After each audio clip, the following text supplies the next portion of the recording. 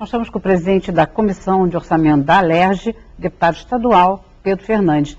E muitas coisas nós falamos no bloco anterior, acaba chegando às leis estaduais. Eu sei que o senhor comandou, né, um trabalho de revisão de leis, de algumas leis estaduais que o senhor não concorda e quer mudar. Eu queria que o senhor falasse um pouco sobre essas leis que o senhor acha que realmente não cabem mais, que gostaria de revisar, de mudar, e como é que estão esses trabalhos? Muito boa essa pergunta. Quando eu ganhei meu primeiro mandato, tinha meus 22, 23 anos, eu era aquele jovem muito radical, achava que eu tinha a obrigação de ser o melhor deputado. Então, as duas principais funções do parlamentar é legislar e fiscalizar. Então, você é o deputado que mais vou apresentar projeto de lei, que mais vou fiscalizar. Enfim, no primeiro ano eu apresentei 60 projetos de leis, desses 60, 40 foram sancionados. E convocava sempre os órgãos para ir para a rua fiscalizar, e apresentamos lá mais de 200 multas, íamos nos comércios e tal. Enfim. Chegamos num estabelecimento, numa farmácia. Uhum. E depois de aplicar uma multa, o farmacêutico, o dono da farmácia, virou para mim e falou assim: deputado, você realmente acredita que é possível cumprir a lei? Eu falei, claro, se é lei, tem que ser cumprido. Ele falou, então tá, eu quero lhe fazer um desafio. A você e ao pessoal da fiscalização. Eu vou fazer minha farmácia cumprir todas as leis só de cartaz. E aí, se você voltar no dia seguinte e continuar entendendo que é possível cumprir a legislação e se manter competitivo de porta aberta, você dobra a minha multa. E se você chegar na conclusão que realmente é impossível não cumprir a lei, você tira a minha multa. Eu falei, então está aprovado. No dia seguinte, eu passei uma das maiores vergonhas da minha vida. Porque eu pude constatar que, infelizmente, era impossível cumprir a lei. Só para vocês terem uma ideia, a legislação de cartazes dizia que tinham que ter pelo menos 204 folhas de papel A4 com os cartazes, com os dizeres lá, enfim, 2 banners de 90 por 60, mais todos aqueles telefones de Procon e tudo que vocês possam imaginar. E eu, infelizmente, vi que eu estava errado naquele momento e que a gente precisava, de uma certa forma, trabalhar para fazer com que o comerciante, que o empresário pudesse cumprir a lei e não ficar na mão do agente público. Porque a nossa legislação é tão ruim que só faz com que os empresários fiquem na mão dos agentes públicos. Isso gera corrupção, isso gera suborno, extorsão e tudo mais. Reclamação geral, que a gente está acostumado. Primeiro, porque a população não tem como conhecer a lei. Só para você ter uma ideia, a cada ciclo legislativo são quase 4 mil novas leis. Hoje em vigor a gente tem quase 8 mil leis. Você tem muitas leis contraditórias, uma lei diz que pode a mesma coisa, outra diz que não pode, e você fica refém do que eu faço para cumprir a lei. Aí chega o agente público mal intencionado e vai lá e, enfim, dependendo da conversa que você tenha, a maneira dele, né? Exatamente. Então o que a gente está fazendo é todo um trabalho de consolidação, parceria com a Firjan, com a FEComércio, com todas as entidades, o SEBRAE, com o Fórum de Desenvolvimento da Alerj, que está participando também, para que a gente possa fazer essa consolidação num primeiro momento e depois uma reformulação para que a gente possa transformar as leis mais acessíveis e cumpríveis, ou seja, que a população possa cumprir a lei e não fique na mão do agente público, que é o mais importante. Agora, deputado, voltando lá ao programa da segurança, nessa entrevista com o novo secretário, que ele fez no RJTV essa semana, ele não garantiu o 13º da Polícia Militar. O que o senhor tem a dizer? Além da Polícia Militar, o servidor também está correndo risco também, o servidor do Estado, que é grande parte, está correndo esse risco de chegar em dezembro e não ter o seu 13º lá na continha? Infelizmente, nem o secretário, nem o próprio governador pode garantir, porque não tem dinheiro. A gente está avisando isso há um ano. Eu, em novembro de 2015, anunciei isso na Comissão de Orçamento, que o Estado, se continuasse da forma que estava, não conseguiria finalizar os pagamentos e as suas obrigações no ano de 2016. Então, o Estado esse ano não veio descontando a quarta parte do 13º e certamente, infelizmente, se pagar novembro, a gente já vai ficar muito feliz, porque se continuar do jeito que está, infelizmente não vai pagar dezembro e não vai pagar 13º. Qual é a saída disso? A saída disso é fazer uma ajuda do governo federal novamente aqui. Sim, se o governo federal puder ajudar, essa ajuda será muito bem-vinda. Já deram um aporte aí, próximo das Olimpíadas, já deram exatamente. 2, 3 milhões por causa das Olimpíadas. Mas eu não acredito, eu acho que a gente tem que ter responsabilidade com a conta. Vai ficar a vida toda pedindo aporte.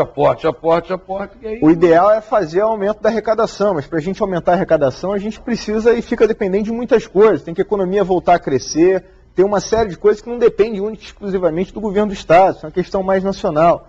Então o que tem que fazer o Estado é adequar a realidade é essa, teve uma queda de arrecadação, tem que diminuir o gasto público, tem que diminuir o gasto com o pessoal, tem que diminuir a sua folha, o seu custo, para que a gente possa adequar a arrecadação atual. Valeu. Apesar, né, do Estado estar nesse problema financeiro, a gente tem jogado no lixo aí milhões de reais em medicamentos, né? Vamos falar também da saúde, que está sofrendo muito com isso. Em fevereiro até, o senhor fez uma inspeção no centro de abastecimento de remédios em Niterói, né?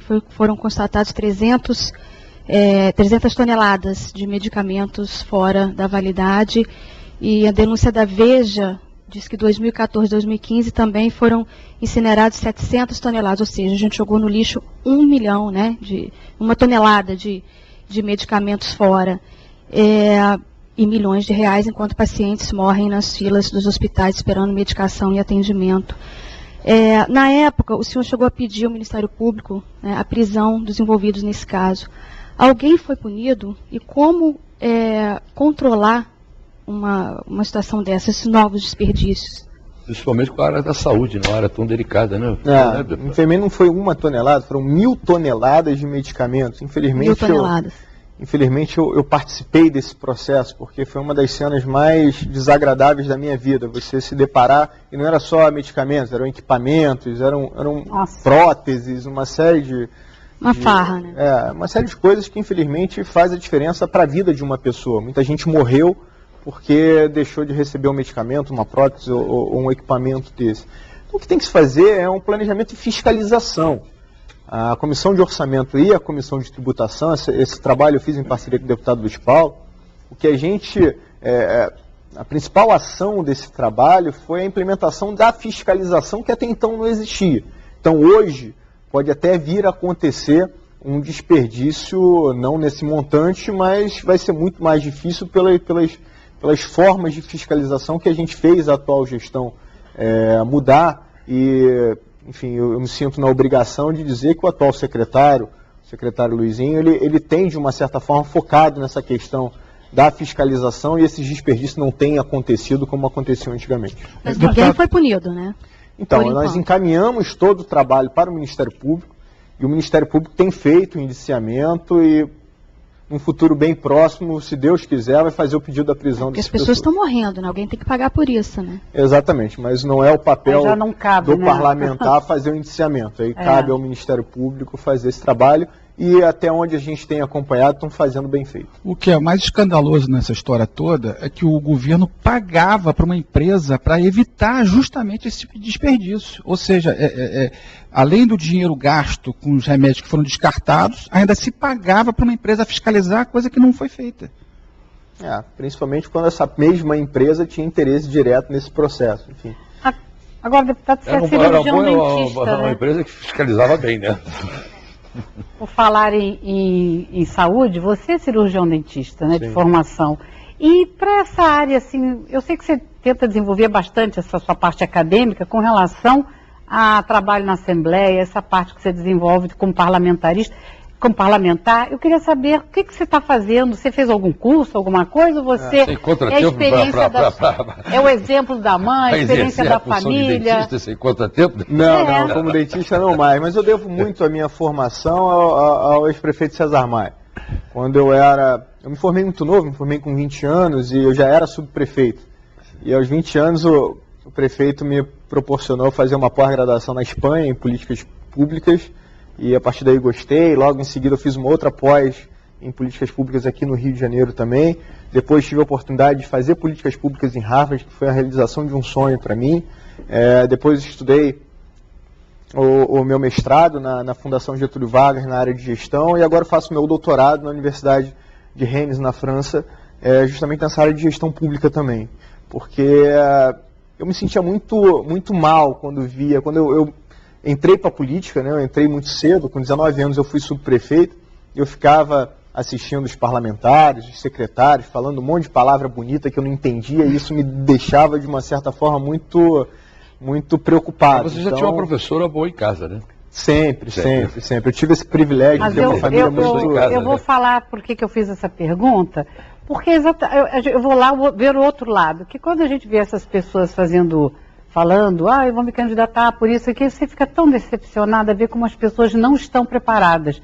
Qualquer pessoa pode se candidatar e tem todo o direito, mas eu fico achando que a gente precisa de pessoas preparadas. Então eu queria exatamente que você dissesse para os nossos telespectadores como esse rapaz é preparado. Você vê que quando a pessoa quer fazer um bom trabalho, ela também tem que se preparar para isso. Não, você está de parabéns, viu, Não tenha dúvida, isso me ajudou muito. Me fez não só agregar conhecimento, que facilita e ajuda muito no meu trabalho legislativo, mas ele me dá uma coisa que é muito importante, que é o contato com os grandes professores, com os grandes acadêmicos que me ajudam a elaborar projetos, que me dão ideias para que a gente possa, de uma certa forma, buscar uma gestão melhor. E você está nas maiores universidades, né, conhecidas, Harvard e agora na França.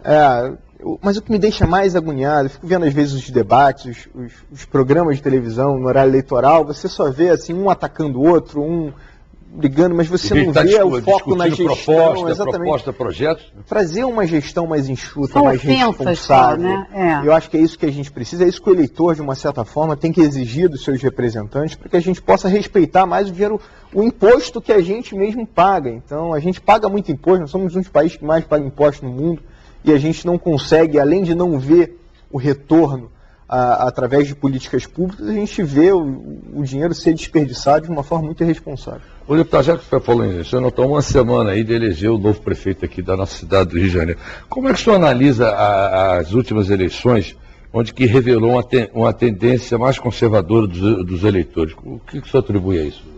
O que mais me preocupa é a nacionalização de uma campanha municipal. Você vê que o grande foco, os grandes temas, pelo menos aqui no Rio de Janeiro, é mais a questão conservadora, onde bota a família de um lado, o liberalismo do outro, educação de gêneros, enfim, política de gêneros.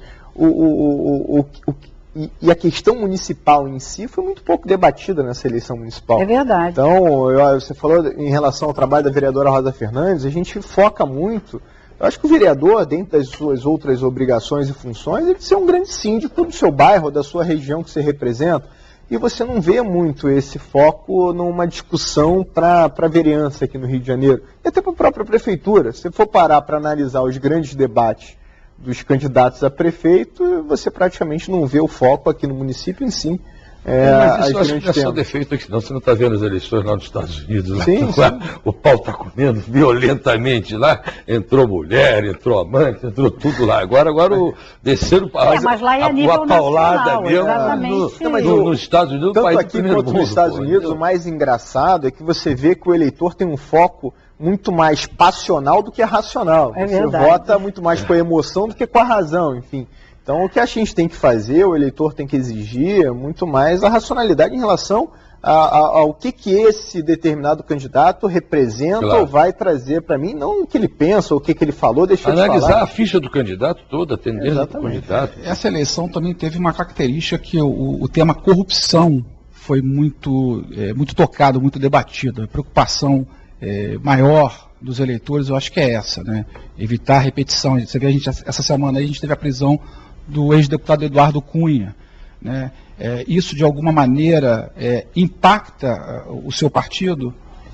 Olha, impacta a política como um todo. E quando a gente fala em corrupção, a gente tem que falar da corrupção do parlamentar, do político, do agente público que faz a corrupção, mas tem que falar da corrupção do eleitor, que troca o seu voto por uma cesta básica, por um legume, por um saco de cimento. Então, a corrupção está no sistema como um todo, e é isso que a gente tem que mudar. O eleitor tem que exigir, mas tem que fazer a sua parte também. Eu acho que, de uma certa forma, isso vem até melhorando, mas essa mudança ainda está muito lenta.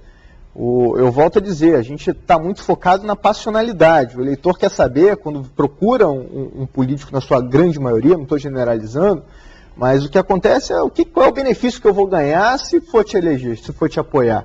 Então, a gente tem que focar um pouco mais no trabalho coletivo do que no individual. E quando isso acontecer, naturalmente, os próprios políticos vão seguir nessa linha também. Que foi uma surpresa o prefeito Eduardo Paes perder ou ficar até fora do segundo turno diante de uma gestão considerada eficiente, de muitas realizações, obras, e não emplacar o candidato, que era até apontado como favorito, tal, não ir nem para o segundo turno. Isso não foi um balde de água fria no partido? Não tenha dúvida, né? Sempre quando você perde uma eleição, você toma um banho mal. Da maneira que foi, né? Mas eu volto a dizer... Eles estavam super confiantes, né? Mas é porque a avaliação do eleitor não foi na gestão do Eduardo Paes, foi na questão de se o Pedro Paulo bateu ou não bateu na mulher. Então, esse, infelizmente, foi o grande debate da Foi o grande eleição. visor, né? Que hoje marretaram em cima desse tema, marretaram. Exatamente. Aí se comunicou bem, se comunicou mal. Eu acho que teve um erro de planejamento, de estratégia, que o partido vai ter que avaliar para as próximas eleições. Agora, e com relação ao presidente Temer, como o senhor avaliaria esse início de governo, que as medidas que estão sendo tomadas, que não podem ser tão simpáticas, né, de certa forma? O que o senhor acha desse governo? Olha, eu acho que está sendo um bom início de governo, porém ainda um pouco tímido. Eu acho que deveria, mas entendo a necessidade de talvez esperar o segundo turno das eleições, enfim, porque conciliar o Congresso também não é uma missão fácil, mas acho super importante, pelo menos, essa iniciativa das reformas. O Brasil depende dessas reformas já há muito tempo. A gente tem que avançar nessa questão do respeito ao teto de gasto. Acho que tem que ter isso no Brasil inteiro, tem que servir de exemplo, e espero que isso não fique apenas no papel, mas a gente tem que emplacar uma reforma tributária, uma reforma previdenciária, principalmente, que é o maior drama do Rio de Janeiro hoje aqui, por exemplo, mas uma reforma trabalhista, para que a gente possa, de uma certa forma, retomar a confiança externa e interna também, para que volte a fazer o país crescer. Enquanto não tiverem essas grandes mudanças, eu acho difícil a gente conseguir dar um rumo nesse país. Então você acha que mesmo que algumas decisões não sejam tão simpáticas, devem ser tomadas, né? Não, tem que ser tomada. A gente já viu, por exemplo, teve o controle da inflação agora, que já é um avanço importante, significativo. A aprovação da PEC também foi muito importante, mostrou a força que eles não concluiu ainda, a gente precisa avançar. Mas já deu um sinal de avanço já. Exatamente. Então eu falei, a gente vive um momento muito difícil, não adianta pensar que as ações que têm que ser tomadas vão ser sempre simpáticas, não serão, mas tem que ser feito, por mais dura que seja, com responsabilidade, claro, mas tem que tomar o mais rápido possível. É isso aí, então, o mais rápido possível você aí. Não, como é difícil para alguém ser seu fiador, entendeu, deputado? Muito difícil alguém ser fiador. Nós já estamos falando de finanças e orçamento aqui, mas a Brasilcap tem a melhor solução para o seu momento da sua vida. Faça um CAP fiador. É fácil, rápido e excelente garantia para você ser dono daquele imóvel dos seus sonhos. E você ainda concorre a milhares e milhares de prêmios. É bem melhor do que ligar para o seu tio e pedir para ser o seu fiador. Então faça um CAP fiador. Acesse o site e saiba muito mais. capfiador.com.br. É uma dica boa para a gente pegar uma graninha lá, entendeu? Sem incomodar ninguém, fazendo um CAP fiador. Vamos ao rápido intervalo e voltamos já já com o deputado estadual Pedro Fernandes, presidente da Comissão de Orçamento da Assembleia Legislativa aqui do nosso estado do Rio de Janeiro.